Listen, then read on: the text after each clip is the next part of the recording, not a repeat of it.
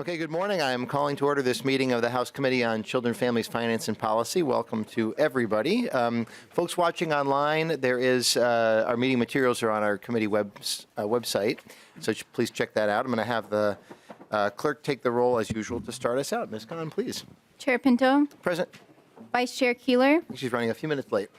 Lee Daniels. Present. Representative Bliss. Representative Coulter. Present. Representative Davis. Here. Representative Hanson. Representative Hemmingson Yeager. Here. Representative Hicks. Here. Representative Hudson. Present.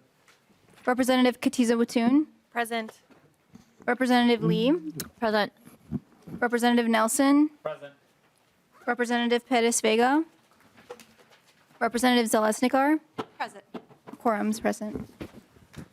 Okay, excellent. And we have minutes before us from our February 16th meeting. May I have a motion to approve those? So moved. Representative Hudson moves approval of our minutes from February 16th. Any discussion, additions, corrections to those minutes? Hearing none, all in favor of approval of our February 16th minutes, please say aye. Aye. Any opposed? Okay. Motion passes. Minutes are approved. So members, at our most recent meeting, actually the one whose minutes we just had approved, we received a presentation by DHS on the Minnesota Family Investment Program, Diversionary Work Program, and we're then hearing a series of bills that kind of relate to that topic as well. So on Thursday, we heard the presentation of House File 177 from Representative Hanson. And so we have 3 bills up today relating to that topic as well. I did want to make sure members noticed we received some great follow-up information from Ms. Punelli in House Research about that as well. So we will start off then with the bill from Chair Noor. Chair Noor, so glad to have you with us today. And I'm going to ask Representative Katiza-Watoon if you would move to bring House File 466 before the committee. Mr. Chair, I would move House File 466. Thank you. And Chair Noor, welcome to you, sir. You have there's a DE3 before us. Would you like to have that moved as well, Chair Noor? Good morning, Mr. Chair. Yes, I would like to move the DE3, Mr. Chair. Okay, great. And so Representative Katiza-Watoon, if you'd be willing to move that as well. Mr. Chair, I would move the DE3 amendment on House File 466. Thank you. Yeah. And so members, any discussion on that? I think this is essentially the bill we're going to be hearing from the author. So no discussion to that. So all in favor of the motion to adopt the DE3 amendment to House File 466, please say aye. Aye. Any opposed? Okay. That motion passes, and the bill is in the form the author wishes. And so, Chair Noor, welcome to our committee. So glad to have you here, and please begin presentation of your bill. Thank you, Mr. Chair and members. This is a great day when we talk about the bill that is before us. House File 466, as amended, Mr. Chair and members, does simple stuff that will make the work for the workers and the county and the recipient much easy for them to receive benefits.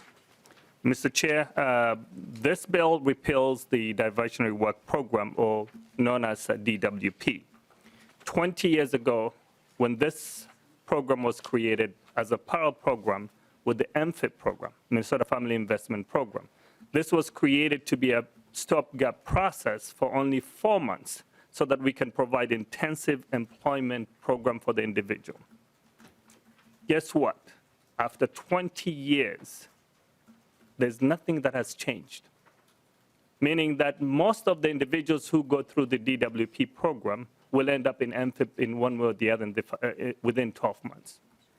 So what we essentially created, we created more burden, we created more work for the staff, we created a system that does not work for anyone other than just being there to create more confusion, create more errors, create more administrative burden. Mr. Chair and members, this is now an attempt to simplify. When an individual or participant walks through the door and apply for a program for cash assistance by creating one cash assistance program that is MFIP. Quite frankly, if you look at the results, for many who have looked through the data over the last few years, DWP has not yielded the results. It has created more stress, and we're trying to make sure that we can repeal a program that is not essentially needed at this point. I was working for the county when this program was initiated, and quite frankly, many people were confused. The complexity in the programs that we're talking about, from MFIP to DWP to SNAP program to healthcare, makes it really complex and also creates the churning of the people who are off the program because we are not helping those who needed the help. Mr. Chair and members, this bill also removes some of the other barriers. For example, we are removing the hardship that is created by sanctions. Let me give an example. If an individual is to receive a hardship extension, MFIP is for 60-month time limit. But what we essentially created is if you are in sanction in the last month of your 60th month in MFIP program, essentially you are completely disqualified from the program, unless you do have a good cause that you should not be in a sanction. Members, if there's a hardship, whether it's a mental illness, whether it's a barrier to get employment, whether you've got someone who's sick at home, this does not help. Likewise, we have also reduced the time frame an individual can receive benefits when it comes to the hardship extension, when we essentially created a barrier in saying that if you have not been in sanction in the last 10 months within the 12 months, we're increasing the complexity of the program and how it was designed to work. So this bill removes those complexities. Mr. Chair and members, I'm glad to inform you that we are also removing the retrospective budgeting. Essentially, what we do is we look at the income, which it's called the income month, and then we have the budget month, and then we have the benefit month. Essentially, we're looking 2 months of your income to determine the benefit you're going to be receiving next month. So this bill will move us into prospective budgeting, which requires us to anticipate the income of the individual looking forward. Guess what? When you come in and apply for MFIP, what we do is we use prospective budgeting for the first 2 months, and then we go back into retrospective budgeting. It doesn't make any sense. And we are one of the only states that uses retrospective budgeting. So this bill today is essentially removing that burden and creating a fair system whereby we're using anticipated income for that individual so that we can have a continuous program for those individuals who are receiving the benefits. Likewise, in this bill, Mr. Chair and members, I'm excited to inform you that we are also creating a 6-month reporting process, meaning that instead of doing a monthly reporting, we're going to be asking individuals to report every 6 months because we know changes happen. We know things will change. But when we put that burden, I'm showing you, this is when you walk in, this is a booklet that individuals receive just to apply for the program. None of us are going to go through this when you're in crisis. It's really difficult because we're making it harder for everybody, including the workers. When I worked at the county, I used to have more than 300 cases to process. Can you imagine 300 cases that everyone has to receive a household report form on a monthly basis? They have to inform me how much income they're getting, if there's any kind of change that has happened in the last 30 days. That creates a burden not only for the family, but also for the workers because you have to process each and every case. Guess what? If you didn't process that case by the 16th of the month, the family will get a letter telling them that they will receive a stop of benefits.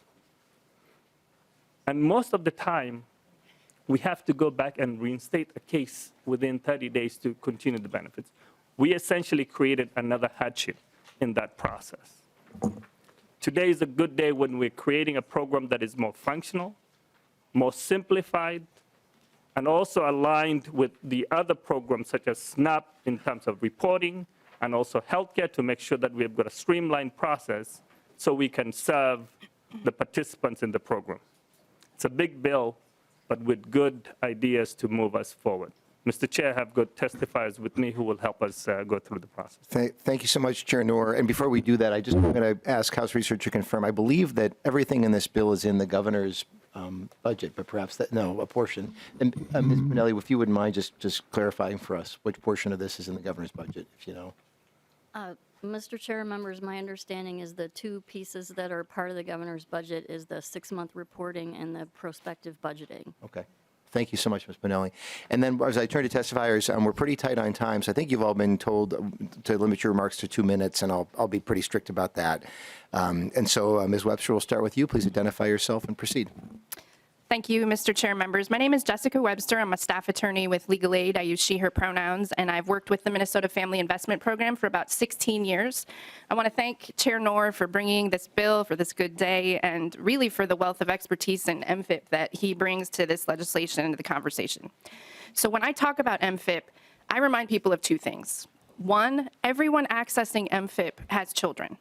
At its core, this is a children's anti-poverty program. We like to talk a lot about the adults in this program, but really this program is about kids. And to that point, in your packet, I believe the Children's Defense Fund provided profiles for every district in terms of who is accessing, the children that are accessing MFIP in your districts.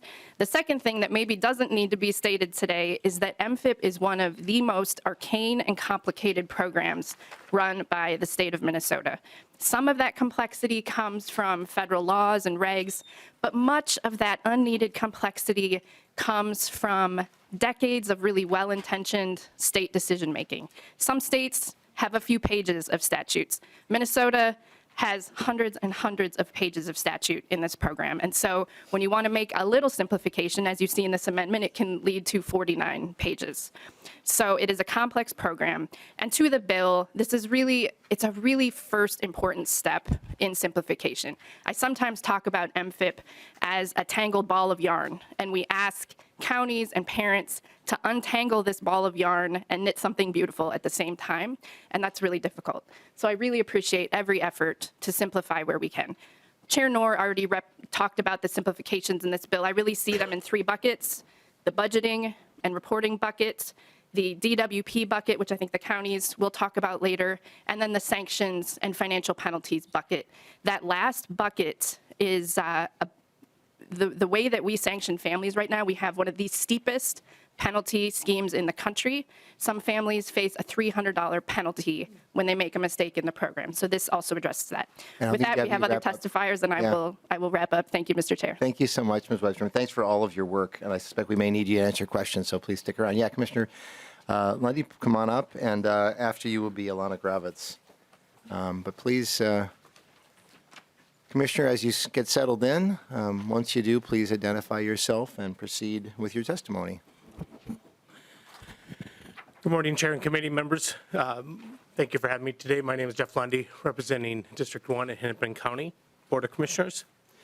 Hennepin County is grateful to Representative Noor for carrying House File 466 to simplify income reporting requirements for families on MFIB, allowing county staff to more efficiently serve our residents while reducing administrative burden. Changing the income verification from monthly to every 6 months will allow families to focus on finding new work, finishing school, and completing a training program, knowing that they will have the support they need. This change will also benefit counties by reducing the amount of staff time required to process monthly reports. This bill will also allow Hennepin County to better serve families in need of cash assistance by serving all families through MFIB rather than DWP. DWP was originally created to divert families away from MFIB, but data has shown that the program does not work. Less than 10% of Hennepin County families successfully complete DWP, and the vast majority move on to MFIB. MFIB provides the same benefits and support as DWP, so having 2 programs that share the same goal as stabilizing families, yet are administered differently, requires separate applications and additional staff time to work with families, an example of unnecessary government bureaucracy and complexity. This bill is a common sense approach to supporting working families, while also simplifying the administrative burden for both families and county staff. Simply, time is money. And the more time that we spend on processing stuff takes away from the time that we can spend on helping people move out of crisis and instability. So with that, I would like to thank you for your time today and your attention. Thanks. Commissioner, thanks for your work and your public service, and glad to have you here. We've got Alana Gravitz up next, and then it'll be Tina Rucci after that. And so as you get settled in, please identify yourself and proceed. Chair Pinto and members of the committee, my name is Alana Gravitz, and I'm a manager in Hennepin County Economic Supports. Together with a colleague from Beltrami County, I co-chaired the MAXA work group on the diversionary work program. I'm glad to be here in support of this bill today and to speak specifically to the DWP portion. When families apply for cash assistance, counties are required to determine their eligibility for either MFIP or DWP based on specific rules, such as if the family has been on cash assistance in the past 12 months. The eligibility criteria for the two programs is the same, and the majority of people who are assigned to DWP do end up using MFIP as well. So this bill eliminates complexity and creates one comprehensive program that works for all residents by having all families start with MFIP. DWP is a 4-month program. This is not enough time for most families to stabilize, which is why the vast majority end up using at least a few months of MFIP. Let's think for a minute about the realities of a program that expects families with very low income to stabilize in just 4 months. As you well know, a large portion of Minnesota is a childcare desert. 4 months is not enough time to find childcare. A large portion of Minnesota does not have reliable mass transit, leaving many residents without enough time to secure transportation. If a family only needed 4 months of cash assistance, that's fine, but most need a little more. So why would we put a barrier in front of them and have them go through the whole application and interview process all over again? The application and interview process is also time-intensive for counties, so this system of repeated application is draining resources without adding value for the public. Our policy goal is for families to become self-sufficient, not to provide an unrealistic timeline and create rework for them and for the county staff who serve them. Serving all families through MFIP leverages all the supports that MFIP has to offer while providing families the time they need to increase their economic stability. Thank you. Thank you so much. Thanks for your work, and thanks for being here. Tina Rucci, you're up next, and then Megan Jeckett will be up after that. So yeah, please identify yourself once you settle in and proceed. Good morning, Mr. Chair and committee members. I'm Tina Rucci, Advocacy Manager at Greater Twin Cities United Way. It's a pleasure to be here today and testify in support of House File 466. At Greater Twin Cities United Way, our mission is to unite changemakers, advocate for social good, and develop solutions to address the challenges no one can solve alone. Last year, we touched over 500,000 lives across the 9-county metro area and funded over 100 service organizations and coalitions that do amazing work every day to support our communities. Organizations like St. Paul Promise Neighborhood, one of our highly valued nonprofit partners who will be testifying after me. Together, we are working to advance pathways toward economic independence for working families from low-wealth households. Addressing the benefits cliff was elevated as a top priority by our nonprofit partners who see it as a primary barrier to increasing family income and achieving financial stability. The benefits cliff occurs when a public benefit program quickly tapers off or phases out completely, resulting from a small increase in earnings. This small gain in income, coupled with a sudden loss of benefits, ultimately causes families to backslide financially. With the current demand for workers, it is important to support pathways toward better jobs, better wages, and increased hours, rather than penalizing people for taking advantage of employment advancement opportunities. Short-term public benefits like MFIP can help families get back on their feet to pay for housing, food, childcare after a temporary job loss or crisis. House File 466 will help stabilize benefits, allowing workers to pursue the education, training, and career support needed to expand their capacity for higher wage employment. It would eliminate unnecessary administrative burdens that cause barriers to families, and it would align reporting requirements with the federal SNAP program for strong quality control measures. Small changes to MFIP budgeting periods will reduce barriers and encourage a thriving workforce, a thriving economy, and most importantly, thriving families. Thank you, Representative Noor, for your support on this issue, and to the committee members for your time today. Thank you so much, Ms. Rucci, and come on up, Megan Jeckett. I should note as a constituent of mine, so I'm especially glad to have her here. And once you get settled in, please identify yourself and proceed. Okay. Chair Pinto and members of the committee, my name is Megan Jeckett, and I work at the St. Paul Promise neighborhood. For over 10 years, SPPN has worked to promote racial and economic justice so every child in St. Paul can live a great life, pursue the career of their choice, and build wealth for their family. Today, I am testifying in support of House File 466 by sharing a story from one of our families in the neighborhood.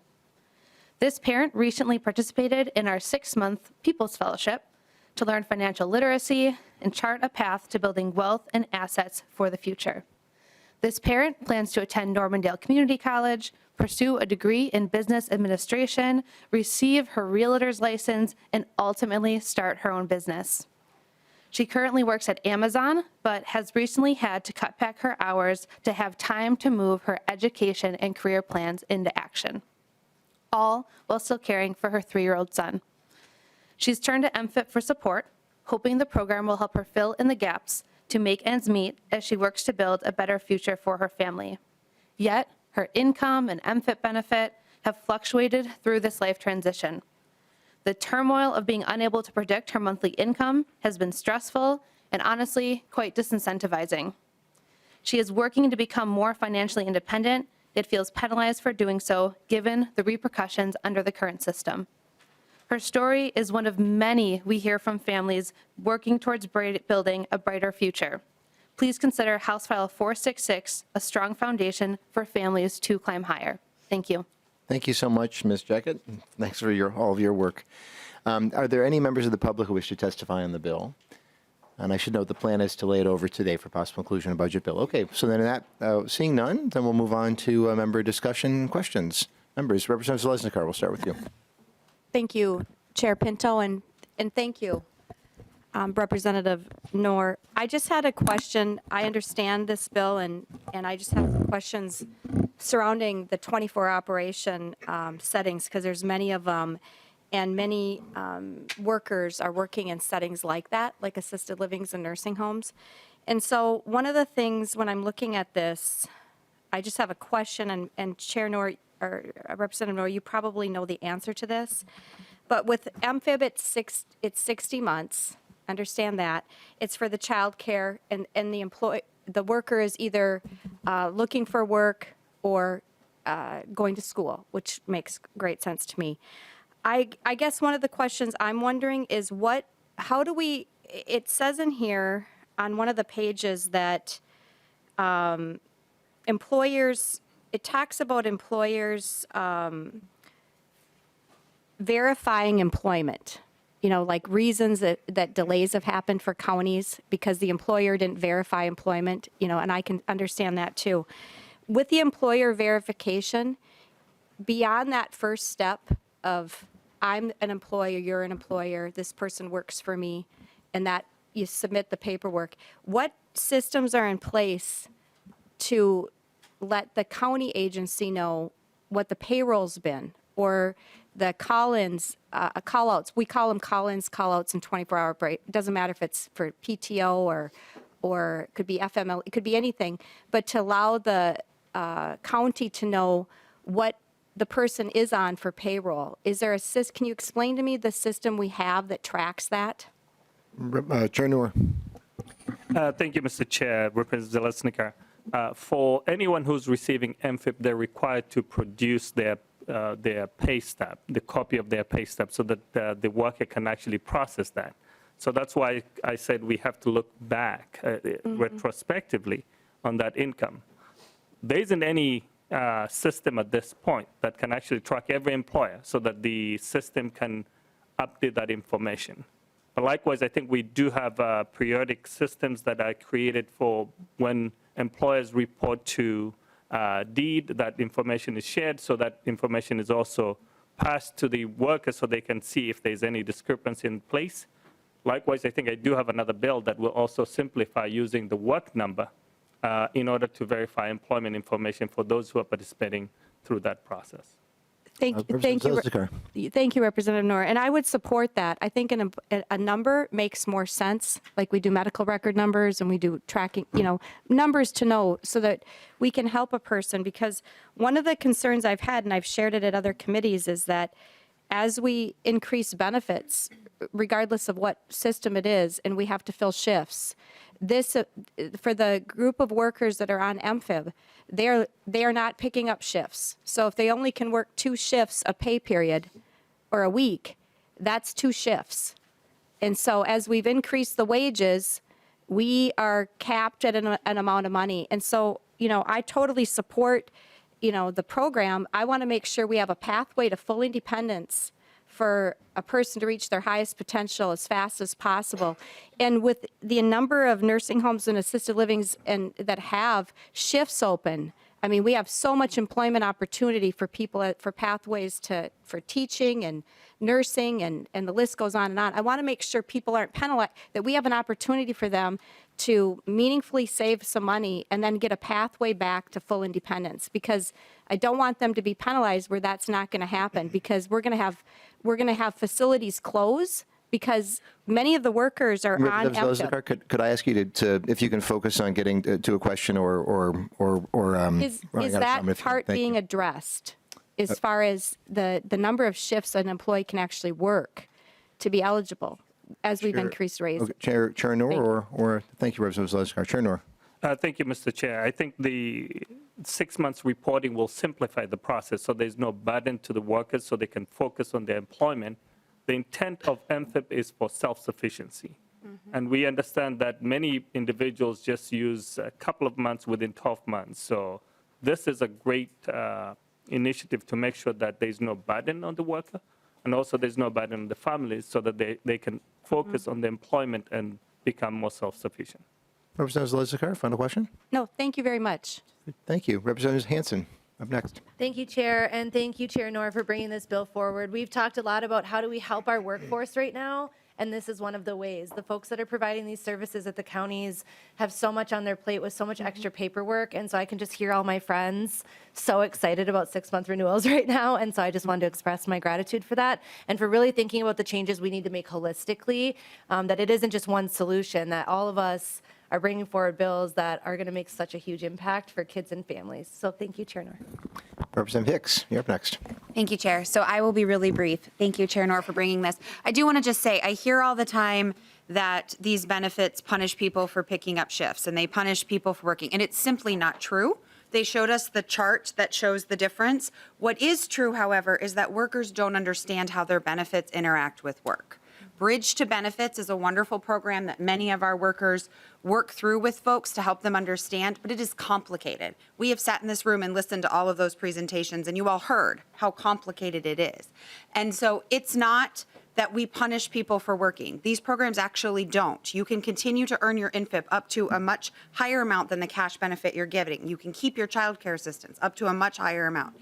But what is missing is folks understanding how work and benefits work together to bridge to self-sufficiency. And I think if our workers aren't processing 300 renewals every month and instead are processing 6-month renewals, they might have more time to do some of that counseling to help people understand. And if anybody ever wants to sit down, it's been a long time since I did that math on a whiteboard, but I think I could probably still do it in a pinch.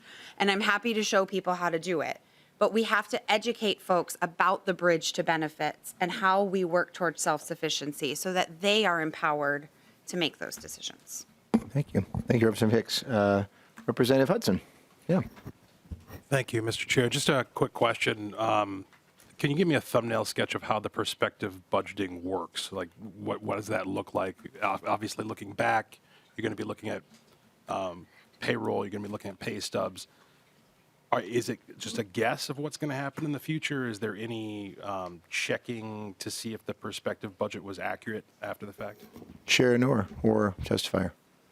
Thank you, Mr. Chair. I'd like to ask my colleague to actually walk us through the prospective budgeting. Thank you. Yeah, Ms. Webster, please. Mr. Chair, I could walk through it clumsily, but I think it'd be better if the department walked through it. Okay, if we have somebody else who can give a more precise answer or less clumsy answer in response to Representative Hudson's question, that'd be most helpful. Yeah, and once you settle into your chair, you can identify yourself, please, and then proceed with your testimony. Sure. Ryan Johnson, Minnesota Department of Human Services, Representative Pinto, and Representative. So prospective budgeting looks at income over the last 30 days and then any anticipated income over the budget period. So in this case, the budget period would be over the 6-month period. Representative Hudson. And maybe stay here, Mr. Johnson, because Representative Hudson may have a follow-up question. I think that gives me the thumbnail sketch. You are looking at something and projecting forward. And it sounds like in a way it is a slightly retrospective because it's past 30 days, but then it's seeing what changes may be coming. Okay, good. Yeah, thanks. And no other follow-up, Representative Hudson? No, okay. Representative Zalesnikar, looks like you maybe had another item. Yeah, Representative Zalesnikar.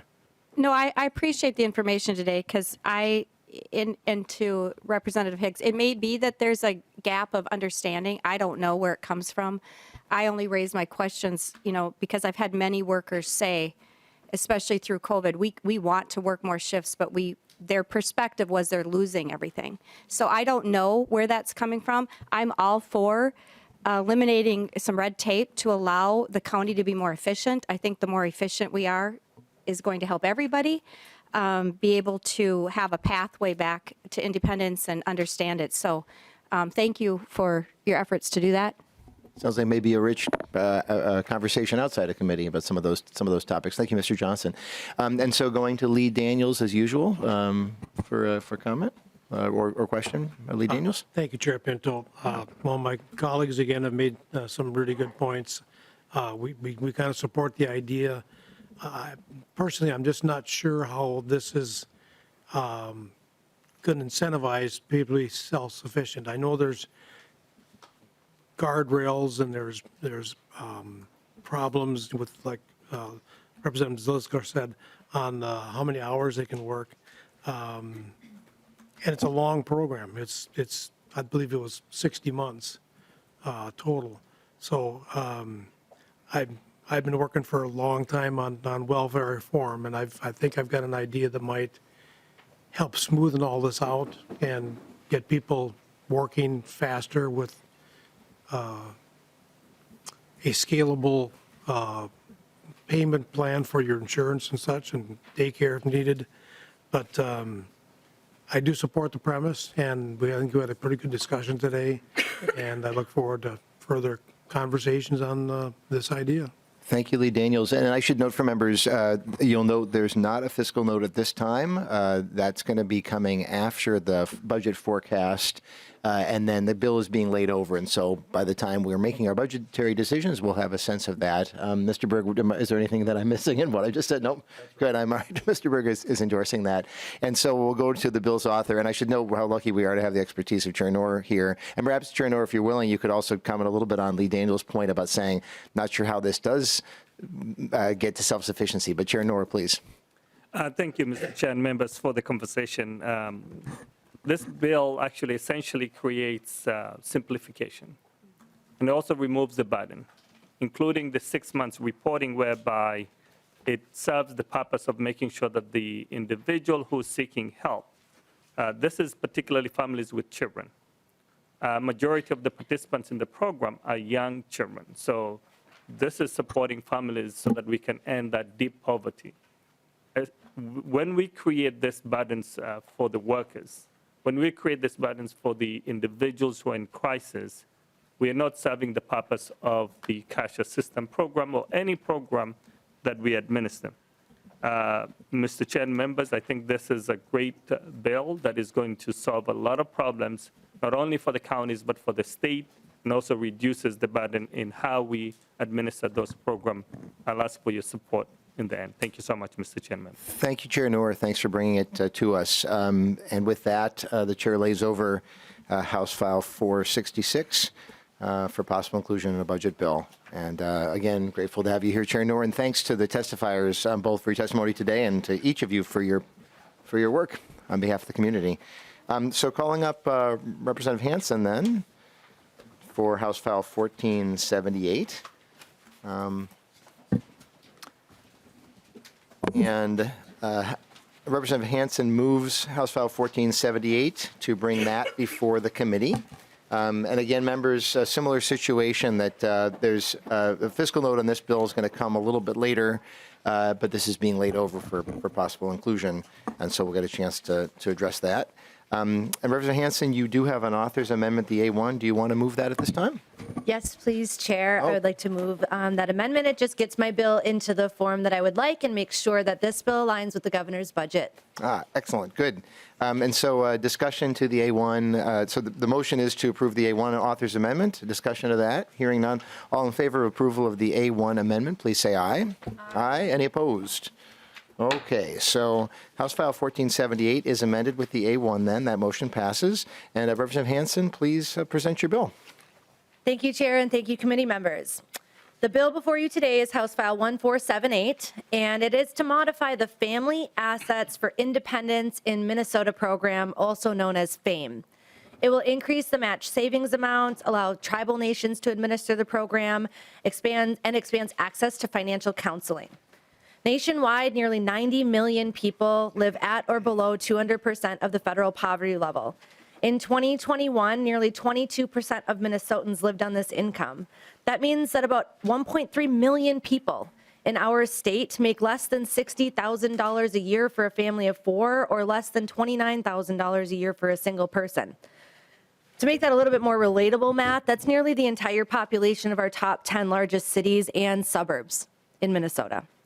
Additionally, 3 out of 4 people making less than 50 grand a year live paycheck to paycheck.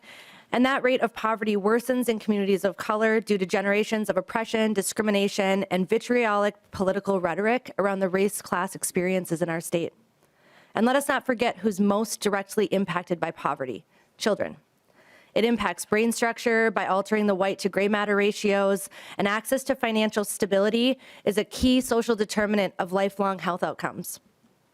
FAME is a state-funded matched savings program that currently helps Minnesotans with low income save towards buying a home, purchasing a car, starting or expanding a small business, or pursuing post-secondary education. This program couples savings with 12 hours of financial coaching and at least 10 additional hours of coaching as needed, ensuring that our participants have the support and information needed to reach their goals. Asset building is a proven way to stop intergenerational cycles of poverty, and FAME has been shown time and time again to be a successful model of asset building. FAME has the opportunity to help even more Minnesotans move out of poverty, but we can only reach all eligible households if we greatly expand this program. So clearly, there's a need here. I've shared with many of you that I grew up in poverty, and I'm raising 2 kids by myself right now. Stretching money, balancing small budgets, and triaging financial crises as they arise sucks. I can tell you firsthand from my personal experience and from the research that I've done in my time in academia around the cures for poverty, the absolute best and most effective thing we as a state can do for poor folks is invest in them, to reach out a hand to help someone up from a tough spot. I'm the product of a society that offered me a hand when I was just a teen mom in need of healthcare, housing, and food support. So I know the value that this moral position has in people's lives. This bill is an investment in Minnesotans who have long been underestimated, oppressed, or unseen. We have the opportunity to reduce childhood and family poverty this session and give every kid a great start in Minnesota. And this bill is one of the many critical ways that we can meet that goal. And with that, I would ask for your support, and I'll turn it over to my testifiers. Thank you so much, Representative Hanson, and so glad to have this bill in front of us. Before we move to testifiers, I'm going to do the same thing as in the prior bill and just ask Ms. Pinelli to confirm the extent to which this is in the governor's budget, if you happen to know that. I believe it is with the amendment, but do you know that, Ms. Pinelli? Mr. Chair, members, I haven't seen the language from the governor's budget, so I don't know if it's exactly the same, but just from reading the budget change pages, it sounds like it is. Okay, and perhaps, Representative Hanson, it's your understanding that it is the same with the amendment, correct? Correct, Chair. I made sure that we amended this to align with the dollar amounts. There is a slight difference in the emergency savings piece, which I'll let my testifiers speak to in a moment, but money-wise, yes, it aligns with the governor's budget. Good, thanks so much, and we can get to that too in questions, I know. So Annie Shapiro, we'll start with you. Please identify yourself, and please proceed with your testimony. Thank you, Mr. Chair and members. I'm Annie Shapiro. I'm the Advocacy Director at the Minnesota Community Action Partnership, which is the state association of all 24 community action agencies. Community Action serves low-income Minnesotans in all 87 counties with programs and services like energy assistance, housing, transportation, weatherization, Head Start, and FAME. A cornerstone value of Community Action is helping people move out of poverty. And we know that asset-building programs like FAME are one of the most successful ways to help people move out of poverty in the long term and to break intergenerational poverty. The testifiers who are coming later will talk about the impact that FAME has on the program participants, but I want to talk a little bit more about the program. As Representative Hanson said, FAME is a 3-to-1 match savings program that braids financial coaching with asset building. Currently, people can save towards purchasing their first home, buying a car, starting or expanding a small business, or pursuing higher education. And FAME has been around since 1999, and we know it's successful. People around the state have used it, and we've seen the success in studies.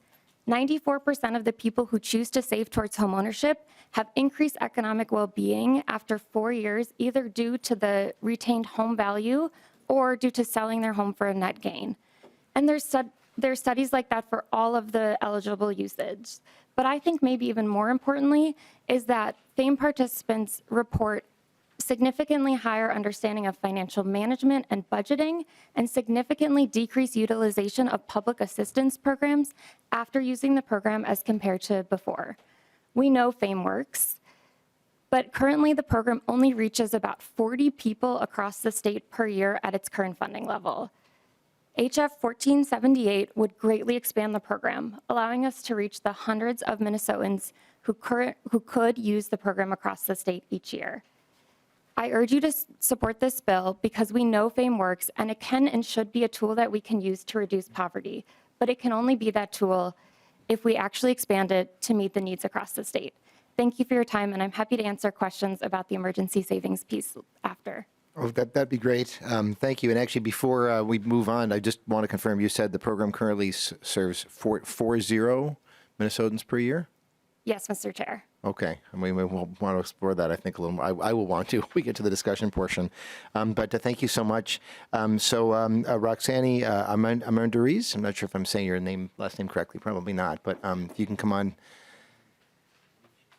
on down and settle into the chair, and then once you do, you can identify yourself, please, and begin your testimony.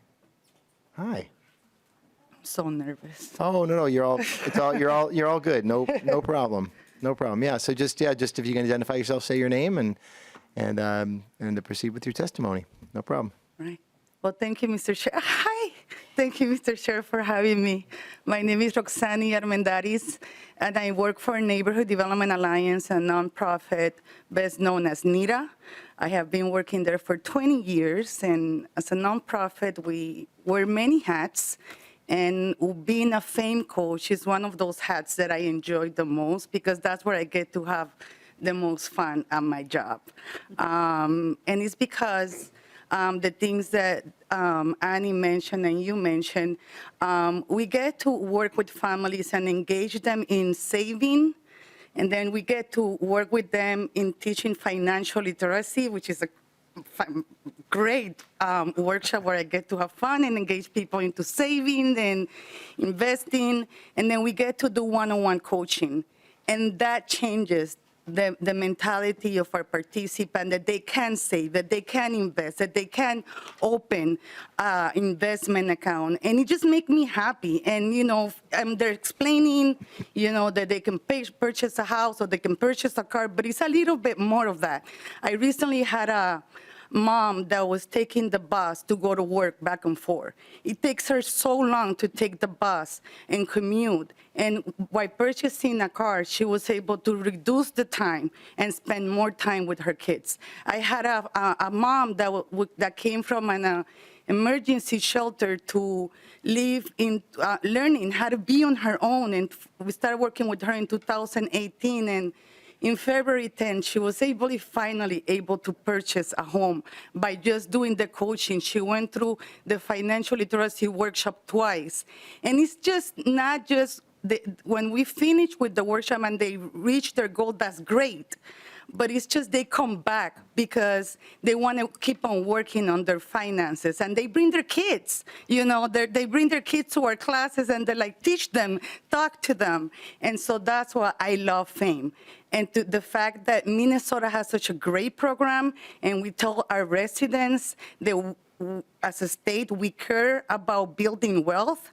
I love FAME, and this is why when they asked me, can you come and testify, I was like, Heck yeah, I will be here and I will tell you guys that I love FAME and you guys should love this FAME program too. Thank you. Thank you so much. Thank you. Thanks for the jolt of positive energy and for all the work that you do. Thanks so much. So then, Rhonda Otteson, come on up. So glad to have you, and you can identify yourself once you get settled in and proceed with your testimony. Thank you, Chair and members of the committee. My name is Rhonda Otteson, and I am a FAME participant from Wilmer. And I'm here to tell you a little bit more about my FAME journey here today and how it impacted my life.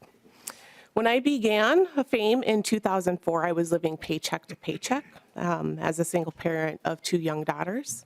Overall, my greatest goal was to provide housing stability to my children, something that I didn't have growing up.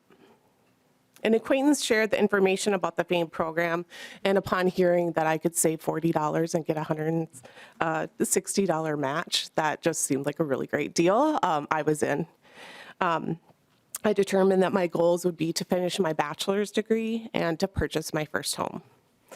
As I began to work towards those goals, I worked with my FAME coach to set actionable goals, keeping me accountable to the things that I needed to do to pay off debt. I began to save. I completed the financial literacy class and completed a cost-benefit analysis of completing my degree. I completed my final class to earn my bachelor's degree and began searching for a home. That was a really exciting process. It's also a very complicated process, and having somebody there to help you guide is really important. I purchased my first home on August 25th of 2006, and I've lived there ever since. Because of the FAME program, I have a safe, decent, affordable place to call home, and it's made it possible to provide stability and a foundation for my family. Finishing my bachelor's degree was a stepping stone as I worked toward my career goals and to make a difference in my community. I'm also part of a first generation in my family to obtain higher education. Since completing the FAME program back in 2006, I've completed a master's degree and am a proud parent of 2 daughters, and 1 in college that will be graduating in May, and the other graduated a few years ago. And I'm now the executive director of the Minnesota Coalition for the Homeless, where I advocate to ensure that all people have a home. FAME is an outstanding program that increases wealth through home ownership and is a really important tool to break cycles of poverty. By increasing the state match savings, more families like mine can benefit from the FAME program, and Minnesota can work to create more opportunities for communities of color to access home ownership. FAME helps people build a solid foundation, and I urge you to support this bill and increase funding for the FAME program so more people like me can benefit from it. Ms. Osmond, thank you for sharing your powerful story and your journey. That's really just incredible. And congratulations. And then you've now dedicated your work to helping other people experiencing homelessness. So thank you so much. Are there anybody from the public who wishes to testify on the bill? So seeing none, we will move to member questions or discussion.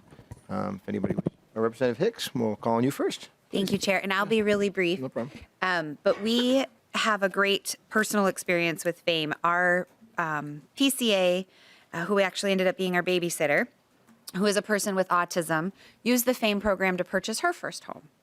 And now she works in an early childhood special education classroom as one of our paraprofessionals, and also PCAs for some of our most complex community members in Rochester.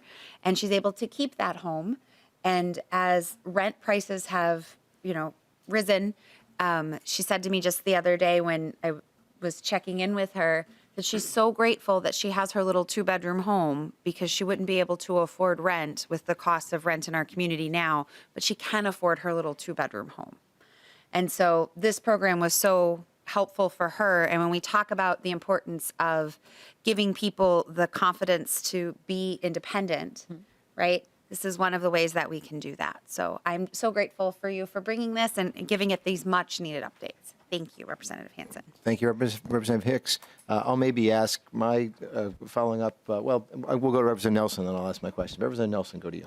Thank you, Chair Pinto. Yeah. And Thank you, Representative Hanson, for bringing this. I'm just kind of wondering, do we have an idea how many Minnesotans access this program, maybe on an annual basis, or how widely used is this?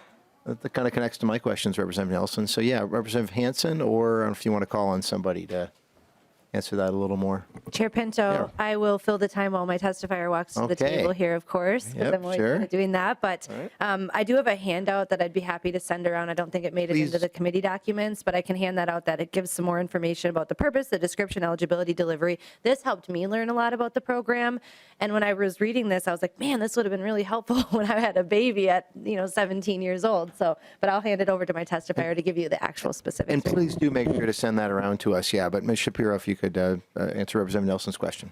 Yeah, thank you, Mr. Chair and Representative Nelson. So FAME used to be funded both by the state and by the federal IDA program, but the federal IDA program was discontinued about 5 years ago. So now it's currently only funded by the state.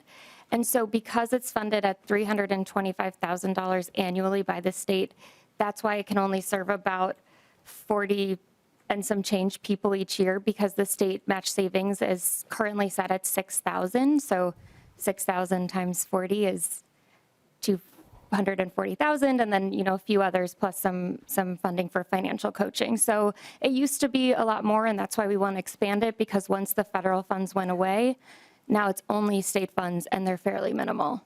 And IDA stands for Individual Development Account. Is that right? Okay. Yes, Mr. Chair. Representative Nelson, follow, please.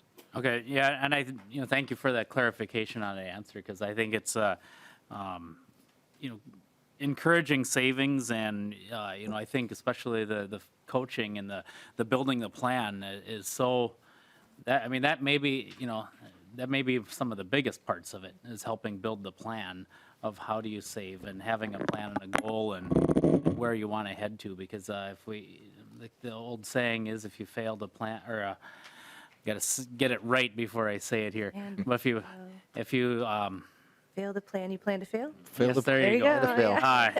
Fail to plan, you plan to Team fail. effort. And and I think having plans is so crucial, and and understanding. We talked a bit in committee last week of having goals and financial literacy, and this is, I think, part of it, and understanding how it works. And I think it's when you have a little bit of a nest egg, it can be so much more encouraging to continue to build on that and to see that go. So thank you for working on this, and even if it's only the coaching for maybe we can expand that into further areas as well, even if that's all we can do. So thank you. Thank you, Representative Nelson. Representative Hanson, you had something you want to say in response to that? Thank you, Chair, and thank you, Representative Nelson. There's a bill to make sure that we have financial literacy taught in high school as well. So I agree with you. As somebody who grew up in poverty, my family did not teach me how to be stable. They taught me how to be poor. And trying to break those cycles was really, really difficult with 2 young kids, trying to be a first-generation college graduate, buy a house before I was 30. Trying to do all those things was really, really challenging. And so I agree with you that the financial literacy piece of this is most important. When we were talking about this bill originally, I was like, I will only support this if we make sure there's financial literacy coaching in here. And that's when I was told, good news, there's a lot. And this is actually one of the most effective ways to make sure, as you've heard from our testifiers, they come back a couple of times to even take that class, because after generations of being taught how to evade bill collectors and just push those utility bills out and everything, it takes a long time to learn new patterns of behavior. And so I think that support around you is just really helpful. And I would refer to it as financial counseling, because it is a process for people so often. So thank you. Thank you. Representative Lee, you're up next. Thank you, Mr. Chair. I just want to thank Rep. Hanson for bringing this bill forward. It's so important. And I know we've talked a lot about financial literacy, so I want to just highlight the improvements to the program that this bill brings about. The 529 savings plans are super important. We can talk about financial literacy, but this is actually like a really concrete next steps for parents to set their kids on a path that's really helpful, right? And as a member of the tax committee, we always talk about making sure that our tax code works for everyone, especially our working families. And so really excited that we can make this tool available to the people who arguably need it the most. Thank you, Representative Lee. Representative Zalesnikar, you're up. Thank you very much, Representative Hanson. I couldn't agree more with the concept of financial literacy being taught to kids, all kids, because I think it's something we all benefit from, just learning how to do that at all stages of life. I was just looking at the numbers, and I think, and I'm a big fan of this, I just wanted to make sure I understand. If 40 people, we served, I think 40, if I understood it right, at $325,000. I don't know if that was for a 1 year or 2 year period. So that would be like $8,125 per slot. If I'm following the math right, we would want 3,000 slots. Somewhere that's in here that I've read, and at a 10 million investment, I think, is on this sheet, which would be about 3,333 for a slot. So it looks like the amount per person would go down. I just wondering if I'm following the math right, because I'm a math person. So I just wanted to make sure I'm not misunderstanding something, because I think this program does some great things. Thank you. Yeah, thank you. Representative Hanson, you can sort of clarify some of this, please. Thank you, Chair, and thank you for the question. I'm really glad that there's broad support for this, so thank you for expressing that. Representative Zalesnikar, I appreciate that. I am not a math person either. I'm going to admit it. Doug Berg is the math guy here, but I'm going to turn it over to my testifier. She can help break that down for you. And yeah, Ms. Shapiro. Yeah, thank you, Representative Zielinskar, and thank you, Chair Pinto. So the way that it works currently is it's $325,000 annually is the appropriation. It's 41 or 2 people statewide a year at $6,000 is the current maximum in statute. And then there's a little bit of money in there for some of the financial coaching pieces that are really critical that we've talked about. This bill would increase it to $5 million a year in 24 and 25. So that's, as you said, $10 million. And then the way that we're hoping to do it is to increase also the match savings is written in there from 6 to 12,000, especially because of the increased cost for homeownership. And we've done some back of the napkin calculations, and we think that we could reach around probably 400, 450 people with that amount annually due to the increased match savings, but also with some additional funding for financial coaching. Oh, Representative Hanson looks like it's going to do as well, and then we'll go back to Bill's author, yeah. Thank you, Chair. And I wanted to ask if that was a good answer. If we had any more information, I want to take notes so that I can bring any information back if there's further questions, because I know we're short on time. We'll let Representative Zalesnikar see if she's got follow-up. No No, problem. thank you for the information. Appreciate it. Yeah, and I should note for folks, and I'm going to confirm this with Mr. Berg, $5 million a year in 24 and 25 would mean that to be $5 million then in the base going forward for this program. Is that correct, Mr. Berg? Would be the proposal. Mr. Chair, that's correct. It does this. I'll note as well that the governor's initiative on this, while it does ramp up at a slightly different amount, it does not get to the $5 million until 2026, but it references an additional 500 families. Okay, which is kind of the order of magnitude we talked about. Thank you, Mr. Berg. Yeah, and Representative Hanson, you had something you're going to add about that? No. I also, and Mr. Berg, I'm just going to confirm this too. I think I may have misspoken earlier about the need for a fiscal note coming, because I think in the case of this bill, the amount is actually written right in the bill. Is that correct, Mr. Berg? Or? Mr. Chair, there actually is a fiscal note request on this because of the fact that it actually appropriates a different amount than the governor's budget. I suspect it will get to the same administrative costs that are in the governor's budget, just maybe on a slightly different time scale. But other than that, it's the administrative costs, which is adding a couple of staff and then there's federal funds participation. Thank you, Mr. Berg. Good. And again, and either we're going to be laid over. We're going to, did you have a quick follow-up, Representative Nelson? Because, yeah, otherwise, yeah, Representative Nelson. That's okay. Quick, thank you, Chair Pinto. Are there financial requirements or is there eligibility requirements of how does an individual or family, eligible, because it's, at a threshold of basically 40 people right now, that's fairly small a percentage of Minnesotans that are eligible, or the program is available for, so what is the eligibility? Representative Hanson? Thank you, Chair, and thank you for the question. I just emailed you the handout, Representative Nelson, so that should be in your inbox, and Coley has it as well, so hopefully that can get to the committee. So in that document, you'll see that eligibility is defined as household incomes must fall below 200% of the federal poverty level, and that's, roughly $40,000 a year for a family of four, 60 for a family of three, 60 for a family of four, or $29,000 for an individual is roughly 200% of the poverty level. So a tiny percentage of the people who would be eligible and could benefit from this are receiving help right now. Right. Yeah. Right. Okay. And I'll just remind you, the committee chair, sorry to interrupt you, that's the number of people living at that level in Minnesota. All of our largest cities, the top 10 largest cities in Minnesota, if we put everybody who's living under 200% of poverty, it would take up a lot of our districts. And I think wrapping our minds around that is important because living in poverty affects children so significantly. Like I said, as a kid who came up from poverty, I can tell you my life would have been a lot different had my family had the access to the resources that they needed. Representative Perez-Vega, please.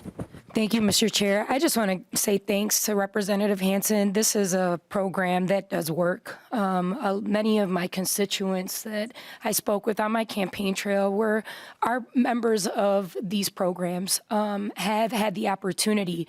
We come from the disparities of not growing up with generational wealth.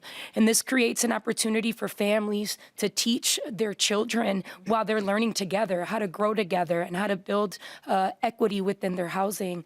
It's just beautiful to see that. It's great to see folks from our community and the work that programs like organizations like NEDA does, because it works and they've been successful and it's great. And I'm looking forward to supporting this.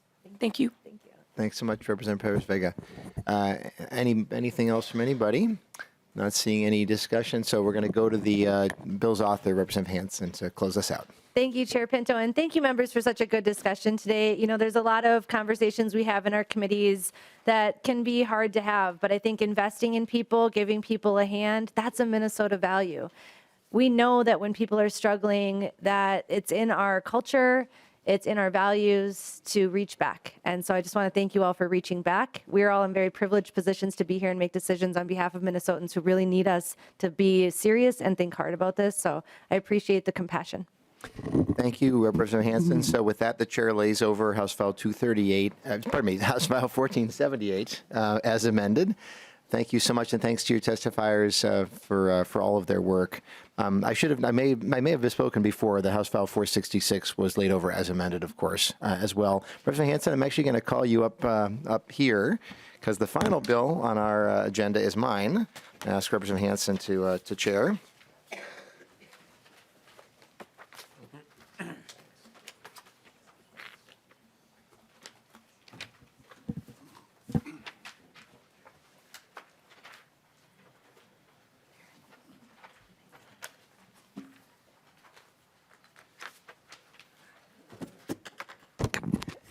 And then if I may, Madam Chair, I'm going to move House File 238 to bring it before the committee. Thank you, Chair Pinto. Next on the agenda is House File 238. Chair Pinto has moved that House File 238 be before the committee. Chair Pinto, please tell us about your bill. Thank you so much, Madam Chair and members. So this is, I guess, our fourth bill in a row addressing the MFIP program. And what the bill does is that it modifies requirements for the program to allow certain individuals who are victims of crimes, in particular trafficking, have suffered substantial physical or mental abuse, to be eligible to receive MFIP, even if they are themselves not citizens. I have worked I think folks are aware that I'm a prosecutor and I work outside the legislature, and I specialize in the area of domestic violence and sexual exploitation and sex trafficking, and so I've worked with a number of individuals who've been the victims of crimes in these ways, and it does seem to me that these are folks who should be eligible to participate in the program, and I do have a couple testifiers who can talk a little more about that. Would love to have them up now. Thank you. Our testifiers up first is Kathy Santa Maria Mendez. You want to make your way to the testifying table, and once you get settled, introduce yourself, share your pronouns if you'd like, and proceed with your testimony. Good morning, members of the committee. My name is Kathy Santamaria Mendez, and I'm currently a resident of Little Canada, and I grew up in St. Paul. I'm an immigrant from El Salvador, and I'm currently a third-year law student at Mitchell Hamlin. I'm here today because I'm a former client, and I'm also been an intern at the Immigrant Law Center of Minnesota, also known as ILCM. ILCM is a statewide nonprofit that provides legal representation, advocacy, and education to low-income immigrants and refugees. ILCM is proud to serve communities throughout its offices in Moorhead, Austin, Worthington, and here in St. Paul. I'm here to support HF 238, which would expand the Minnesota Family Investment Program to include non-citizen parents with U visas and T visas. To qualify for a U visa or a T visa, non-citizens must prove that they've been a victim of certain violent crimes, such as domestic violence, sexual assault, or trafficking. Additionally, they must prove that they suffered mental abuse or physical abuse and that they cooperated with local law enforcement in the prosecution of the criminal activity. In many instances, U visa and T visa holders are survivors of crimes perpetrated by trusted family members, friends, or their partners. By reporting their crimes, they make all of us safe, but in return, they may lose their housing, their cars, or their sole breadwinners, or what makes them economically stable. I'm well acquainted with these visas because I myself received a U visa, and I've also represented families as a student attorney. Allowing U visa and T visa holders to access MFIP would have helped my family and would also be a game changer for many families across the state. It would provide them with the support these family needs to overcome financial, physical, and emotional consequences that they suffered because of the crime, and would also provide them with financial support they need to transition to safety and self-sufficiency.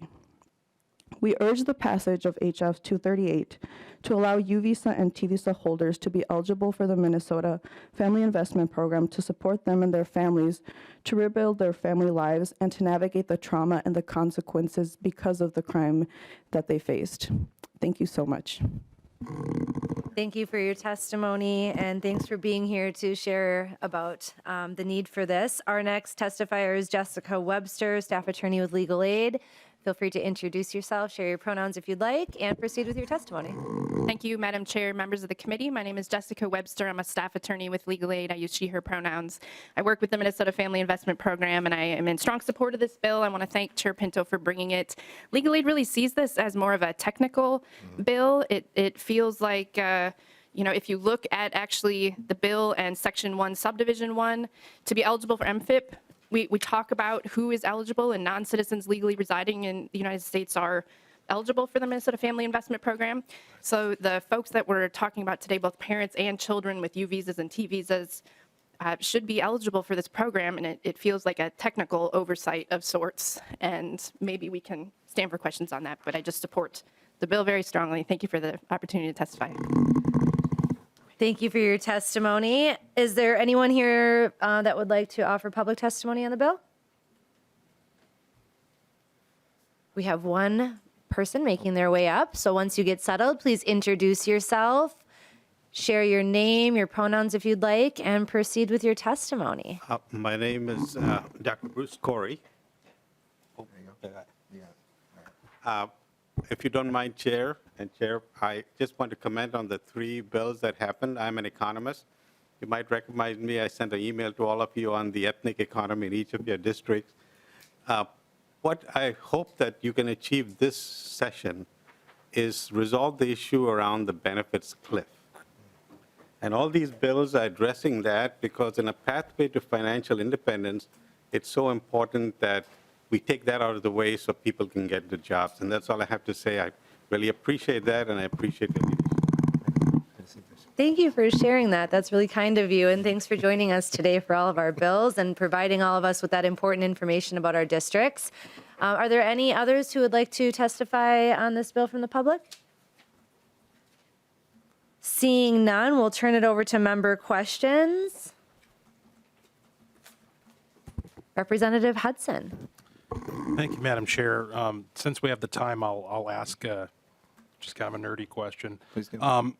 So it looks like this just inserts a very tiny little bit of language into the eligibility requirements or the citizenship requirements.